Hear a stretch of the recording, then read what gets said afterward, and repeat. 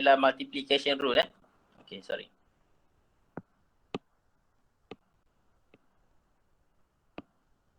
Okay, so ni adalah multiplication, so kat sini akan jadi plus. Kalau dia ada division, so kat sini akan jadi minus. So yang penting dekat sini ni, apa yang penting adalah awak kena faham konsep ni, A power of X. Okay, A ni adalah base, X ni adalah index. Okay, A tu adalah base and X tu adalah index. Jadi, kalau dekat sini base ni adalah sama, so dekat sini ni base dia sama. Kalau base dia sama, maka hukum kat sini dia akan jadi plus. Dia akan jadi X tambah Y. Okay, contohnya kalau kita ada base kita di sini adalah A. A power A cube multiply with A square. So kat sini akan jadi A power of 3 plus 2. So dia akan jadi tambah. So kalau dekat sini bahagi, kalau darab dia akan jadi tambah. So kalau bahagi, dia akan jadi tolak . So akan jadi tolak. Okay. Kemudian kalau dia ada nilai macam ni, kalau dia ada kuasa X, kemudian kita ada kuasa lagi. So dia adalah hasil darab. So X tu kena darab dengan Y. So contoh kat sini kalau kita ada A square, kemudian kita ada cube lagi dekat luar, so dia akan jadi A power of 6. Okay. So ini yang tiga ni sahaja yang biasanya normally use. So yang lain tu adalah maksud dia. Kalau apa-apa sahaja kuasa dengan kosong, so dia akan jadi sama dengan 1. So kalau kita ada X kuasa kosong, nilai ni sama dengan 1. Kalau kita ada H power of 0, nilai ni juga sama dengan 1. Apa-apa sahaja power of 0, dia akan jadi 1. Even kalau kita letak hantu kuasa kosong pun dia akan jadi 1 . Okay. Kemudian kalau kita ada power of negatif ni maksudnya nak jadikan dia positif, kena bawa 1 per A kuasa X. Okay, contoh kalau kita ada A power of negative 5, so sini akan jadi 1 per A kuasa 5 lah. So kalau kita ada A power of negative X, so this one is equal to 1 over A power of X lah. So kuasa negatif tu dia adalah untuk jadikan kuasa positif, dia akan jadi 1 per. Okay, kemudian kat sini ni kalau kita ada X per Y, okay, X tu adalah numerator. So X ni adalah numerator. Okay, Y kat sini adalah denominator. Okay, so numerator ni adalah kuasa. Okay, power. Okay, kalau denominator ni adalah root.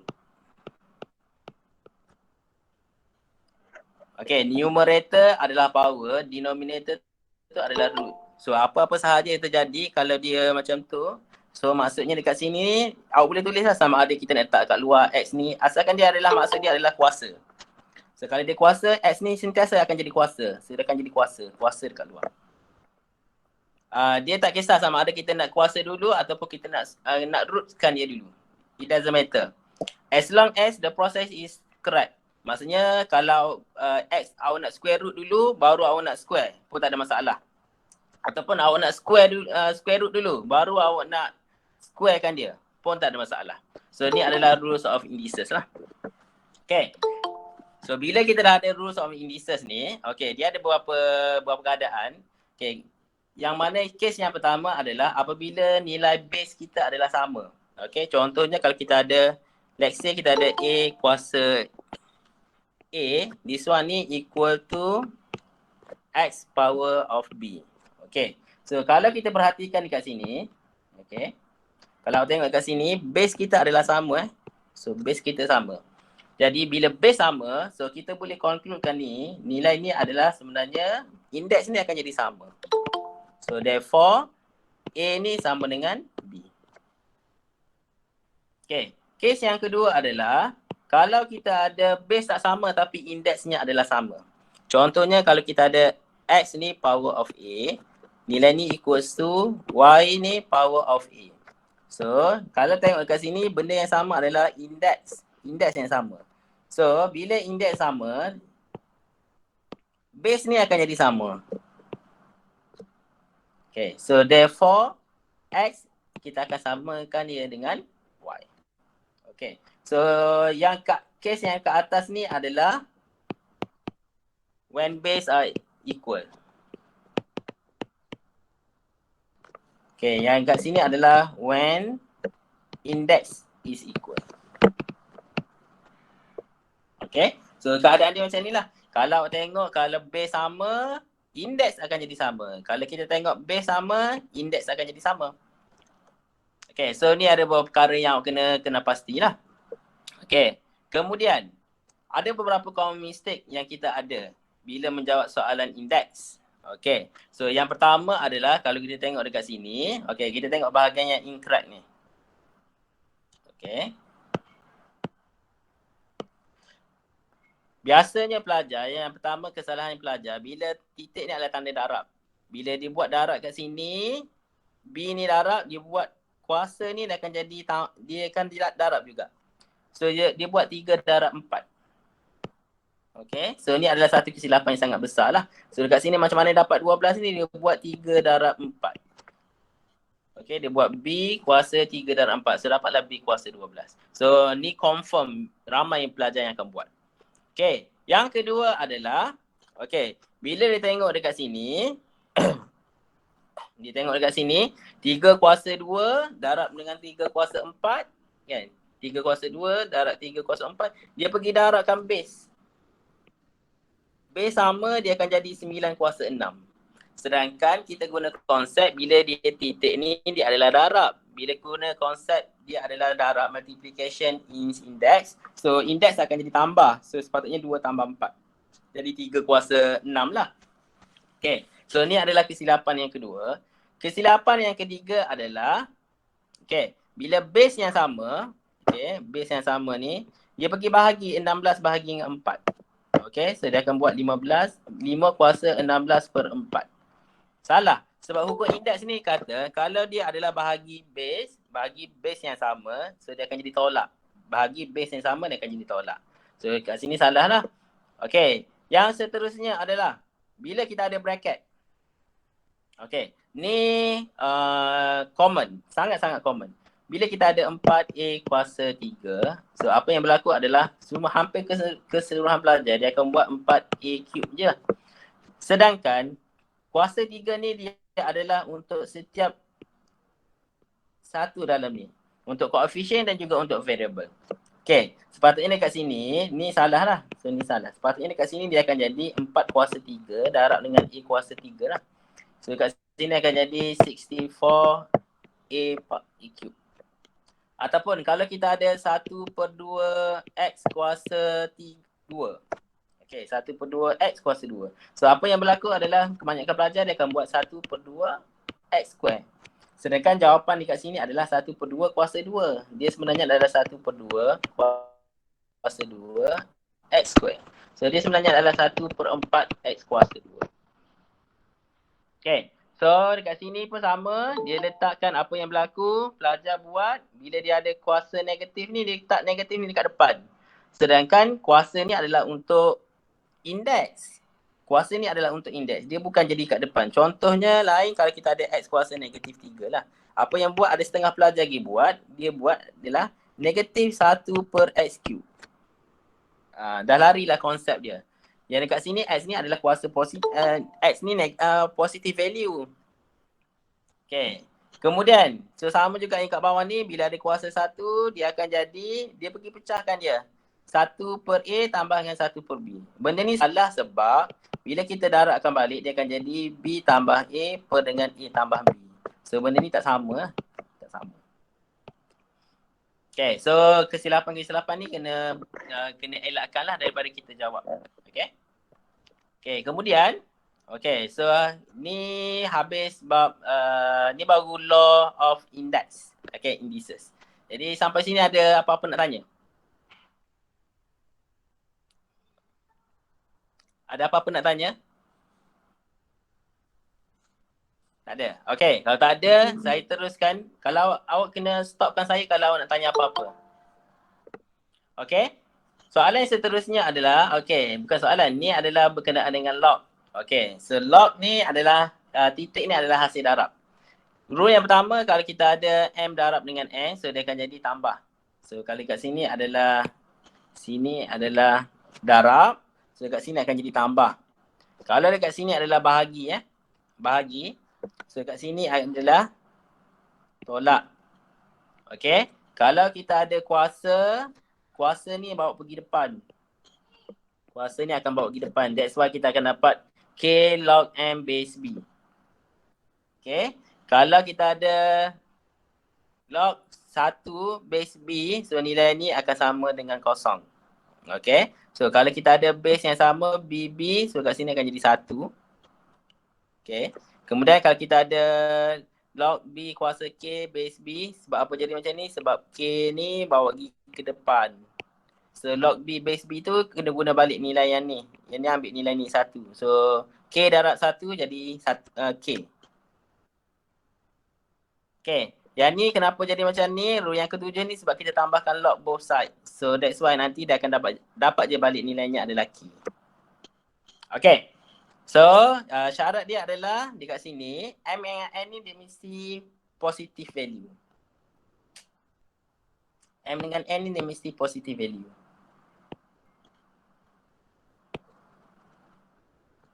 Okay, kemudian M, N are real numbers. Real number ni maksudnya dia mesti real lah. Sama ada dia two equal roots ataupun two different roots lah.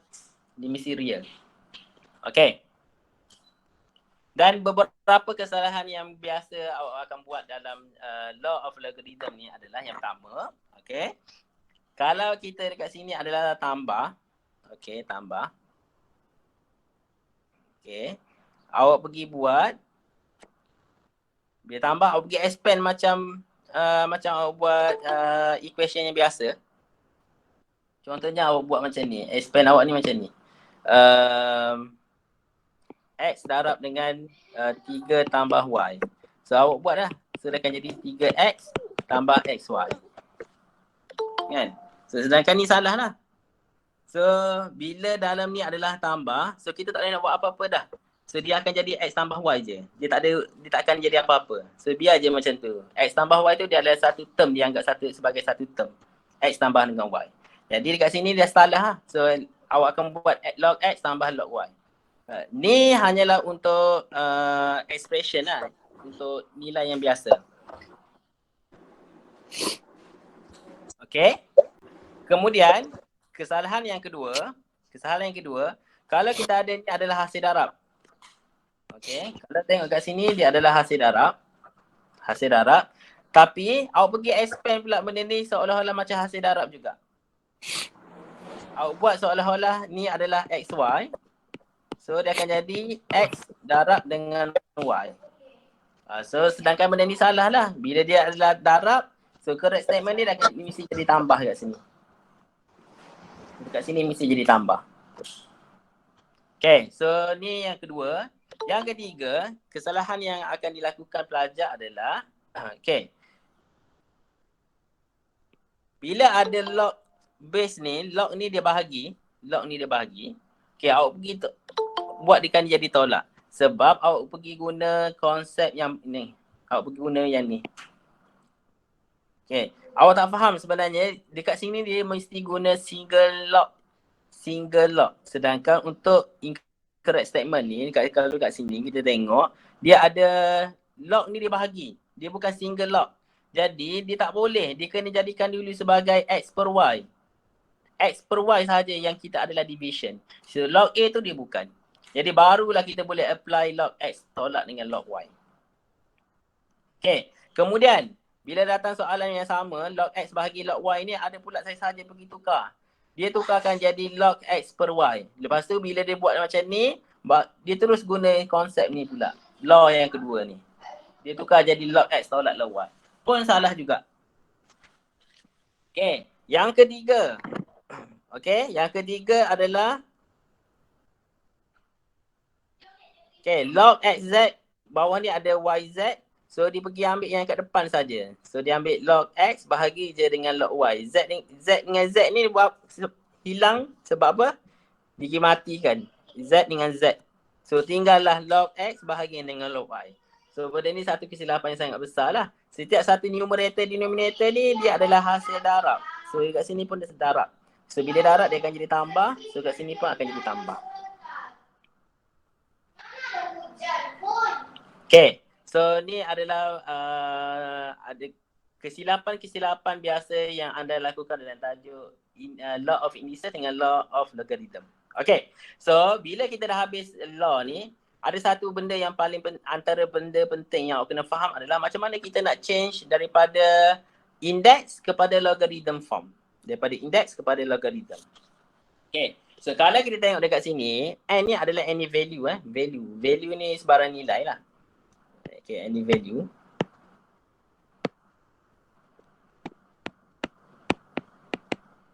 Okay, A dekat sini adalah base. X ni adalah index. Okay, bila kita nak tukarkan dia kepada log, kita logkan nilai. Ni n equals to A power of X. So kita logkan nilai. Base ni kena letak kat sini. So ni akan jadi base. Okay, so dia akan samakan dia dengan nilai index. Index ni bawa turun bawah. Dia seolah-olah nanti apa yang berlaku bila kita change of bases ni, bukan change of bases, change from index to logarithm ni adalah n ni bawa turun ke bawah, x ni bawa turun ke sini. So kita nampak kat sini n ni tak berubah, n tak berubah, a ni bawa turun bawah. So dia akan jadi log, bacanya adalah log n base a equal to x. So bacanya adalah log n base a equals to x. Okay, so ni macam mana cara kita nak tukarkan daripada index kepada logarithm. Okay, contoh. Okay, contoh. Kalau kita ada nilai nilai macam ni. Okay. So kalau kita ada 10 kuasa X sama dengan B. Macam mana kita nak tukarkan dia kepada ni. Kalau kita tak nampak yang ni, kita boleh tulis B ni sama dengan 10 kuasa X.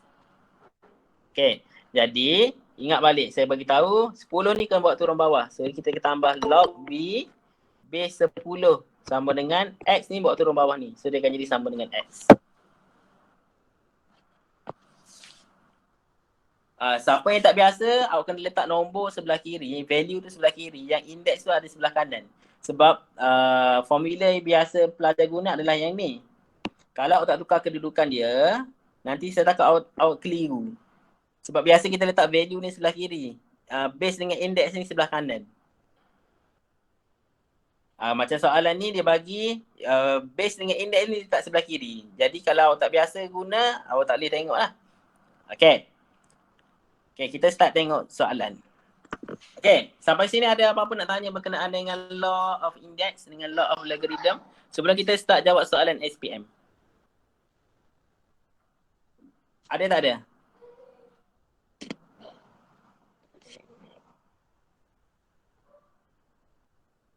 Senyap je ni, takut pula saya. Semua boleh lagi lah? Boleh cikgu. Okay. Okay, itu saya hanya terangkan dia punya law dia dengan kesilapan-kesilapan. Okay, sekarang ni kita tengok, kita start jawab soalan SPM. Okay, SPM ni dia punya pattern soalan daripada dulu dan sekarang, sama ada KBSM ataupun KSSM. Soalan dia adalah sama saja, cumanya apa yang berlaku dalam MX ni kebanyakannya adalah dari segi cara penyoalan soalan. Sebelum kita ada paper 1, sekarang ni paper 1 penandaan dia. Penandaan dia paper 1 pun dah jadi macam paper 2. Maksudnya ada P, K dengan N. Okay, so saya akan tunjuk macam mana kita nak buat dan juga kita nak tanda terus. Okay, contohnya soalan yang pertama ni, ini adalah soalan SPM tahun 2008. Okay, soalan SPM tahun 2008. Okay, kalau kita tengok soalan ni, okay, 16 kuasa 2x tolak 3 sama dengan 8 kuasa 4x. Okay, kalau awak tengok soalan ni, awak rasa soalan ni adalah soalan indeks ataupun soalan log? Soalan indeks ataupun soalan log? Indeks. Macam mana kita nak tahu dia soalan indeks? Macam mana nak tahu dia soalan log? Macam mana nak tahu dia soalan indeks? Macam mana nak tahu dia soalan log?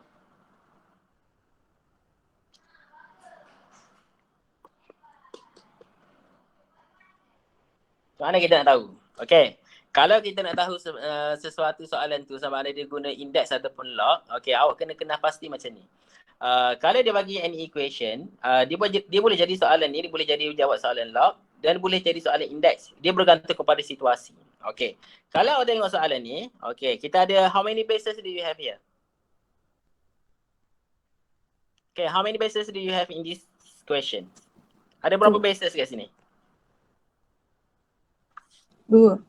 2. Okay. Kalau kita tengok dekat sini, kita ada 2 which is 16 and 8 kan. 16 dan juga 8. Jadi, macam mana kita nak tentukan sama ada dia kena guna penyelesaian yang paling senang adalah guna index ataupun penyelesaiannya adalah menggunakan log. Kita tengok, kedua-dua base ni adakah dia boleh ditukarkan kepada base yang paling kecil yang sama. Base yang kecil dan sama. Kalau awak berjaya tukarkan dia kepada base yang sama, bermaksud awak kena jawab soalan ni menggunakan indeks. Tetapi kalau soalan macam ni, awak tak boleh tukarkan dia kepada base yang sama. Bermaksud awak kena menjawab soalan tu menggunakan log. Okay, awak kena buatlah nota kat mana-mana. Kalau soalan base ni macam ni bagi left hand side and right hand side ni, kalau dia boleh tukarkan, you are able to change to the equal base for both side. Maksudnya soalan tu adalah soalan indeks. Contoh 16 dengan 8. Apakah base yang paling kecil yang kita boleh buat? 2. Okay, 2. Kalau kita tengok 16 ni adalah base 2. 2 kuasa berapa jadi 16? 4. Okay, so kat sini adalah 2 kuasa 4. So yang ni akan jadi darab lah. 2x tolak 3. So sama juga dengan 8. 8 ni 2 kuasa berapa? 2 kuasa 3. Okay, so 2 kuasa 3 kuasa 4x. Okay, so kita ada kat sini, kita ada bila base yang sama. Apa yang saya bagi tahu tadi? Kalau base yang sama, apa yang berlaku kepada indeks? Situasi di sini adalah kita telah menghasilkan base yang sama. So apa yang akan berlaku kepada indeks? Indeks sama. Okay, so indeks dia akan jadi sama. So therefore kita boleh kata nilai ke atas ni adalah 8x minus 12. Nilai ni sama juga dengan 12x. Okay, can you solve for x?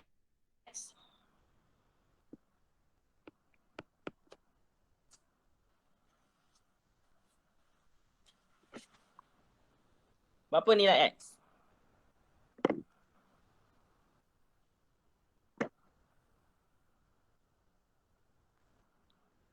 (12x) tolak 8x, 4x. So 4x sama dengan negatif 12. So therefore x ni sama dengan berapa? Negatif 3. Okay, so this one sama dengan negatif 3. Negatif 3. Okay, so macam mana kita nak tandakan, nak tahu markah dia? So yang pertama adalah awak berjaya menukarkan sama ada 2 kuasa 4 either ataupun 2 kuasa 3 either one. So dekat sini awak akan dapat reward SK1. Okay. Kemudian awak menggunakan hukum log bila hukum indeks, bila base yang sama, indeks akan jadi sama. So dekat sini another K1. Okay, dan jawapan dekat sini of course lah dia akan jadi N1.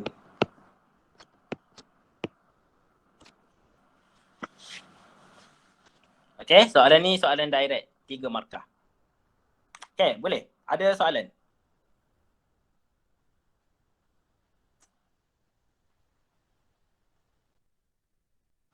Okay, boleh. Okay. Saya pergi kepada soalan. Boleh Okay, soalan yang berikutnya. Okay. Pattern soalan yang sama, lebih kurang sama. Okay, tengok soalan yang pertama dia kata ini adalah SPM tahun 2004. Okay, solve the equation 32. This one. Power of 4x equals to 4 power of 8x plus 6. Okay. Seperti mana yang saya bagi tahu tadi, ada soalan simple macam ni, dia boleh jadi soalan log, dia boleh jadi soalan indeks. Dia bergantung kepada macam mana kita berjaya tukarkan base dia. Okay. Kalau tengok 32 dengan 4 ni, adakah kita boleh tukarkan dia kepada base yang sama? Adakah kita boleh tukarkan dia kepada base yang sama? Boleh. Base 2. Okay, so semua ni akan jadi base 2. Awak tengok pattern soalan ni dia sama je lebih kurang setiap tahun. So kita kena rajin buat soalan je lah nak tahu pattern soalan tu. Okay, so 32 ni adalah 2 kuasa berapa? 5. Okay, so kita boleh kata soalan ni adalah 2 kuasa 5 kuasa 4x. Okay, this one equals to 4 ni adalah 2 square. darab dengan 8x plus 6. Okay, so sekali lagi kita berhadapan bila kita ada base yang sama, apa yang berlaku pada indeks? Sama. Okay, sama. So samanya dekat sini adalah so dia akan jadi, so therefore 5 times 4 dia akan jadi 20x equal to 2 times 8 16x plus 2 times 6 12. Jadi what is x? Berapa nilai x? 3. Okay, 3. Nampak soalan? Tadi negatif 3, yang ni 3. So soalan SPM ni setiap tahun ni dia repetition lah, cuma cara penyoalan sahaja. So sama juga pemarkahan dekat sini, sama ada awak tulis 2 kuasa 2 ataupun 2 kuasa 5. So dekat sini you are reward as K1. Yang ni awak berjaya samakan dia punya base. So kat sini dapat K1, dekat sini dapat another N1.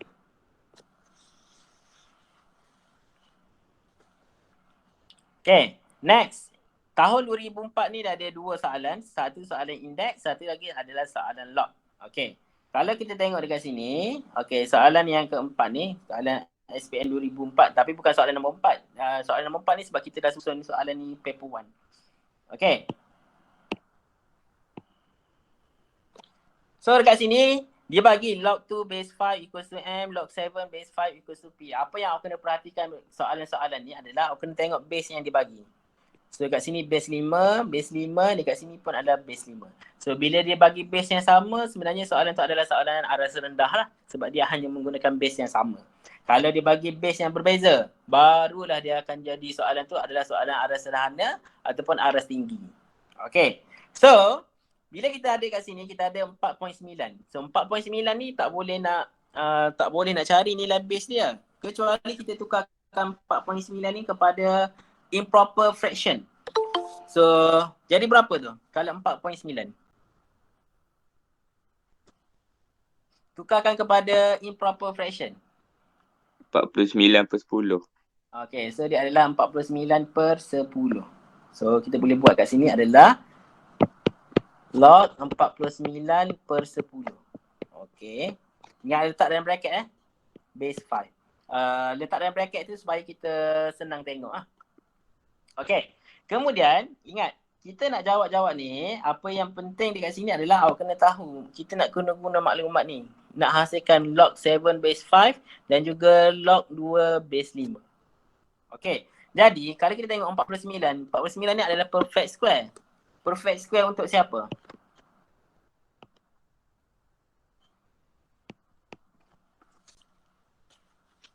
Macam mana kita dapatkan 49? 49 tu apa 7 dia? darab 7. So dia adalah 7 darab 7 ataupun 7 square kan? Betul? 7 square. Okay, kemudian 10 ni macam mana saya nak hasilkan dia? 10 ni adalah hasil darab 2 darab berapa? Sebab kat situ kita ada 2. 5. Berapa? 5 kan? 5. Jadi kat sini adalah 2 darab dia dengan 5. Okay. So kalau kita tengok kat sini, dia ada numerator, dia ada denominator. Jadi kita boleh apply law ni. Law yang kedua ni. Bila dia M per N, dia akan jadi tolak. Jadi apa yang berlaku kat sini ni equal. Okay, bila dia ni dia akan jadi log 7 square. Ni semua base 5 Okay, kemudian tolak. Okay, dekat sini kita ada darab. So darab ni adalah tambah. Tapi kat sini tolak sebab tolak ni bahagi yang bawah ni. So dia akan jadi log 2 base 2. Log 2 base 2 pula. Log 2 base 5.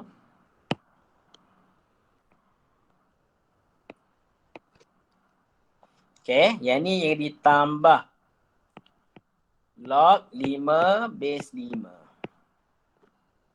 Okay, terus kita dapat nilai dah. Log 7 base 5 ni berapa? Log 7 base 5. 2. So kita akan dapat P. Tolak. Okay, log 2 base 5. M. M. So kat sini dapat M. Tambah log 5 base 5. Bila base dan juga nombornya adalah sama, dia akan jadi sama dengan 1. 1. So plus 1. So expand je lah. So jadi P tolak M tambah, tolak 1. Sir, Ya. yang square dekat 7 tu gimana? Oh, square dekat 7 ni tertinggal ni. So 2 bawa pergi depan. So kat sini akan jadi 2P. So 2P minus M minus 1. Okay. So pemakaran dia dekat sini adalah, okay, kalau kita berjaya tukarkan dia ni, dia akan jadi bentuk macam ni. Dekat sini jadi menggunakan hukum kat sini tolak. So kat sini K1. Kemudian kat sini guna tambah. Guna hukum yang kedua dapat K1. Kemudian kita gantikan nilai kat sini. Okay, K1 dan kat sini N1.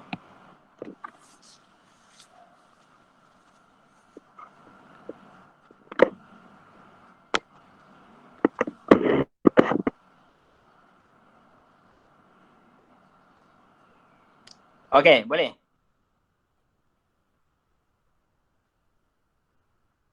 Boleh. Boleh Okay, next. Kita pergi kepada soalan SPM tahun 2005.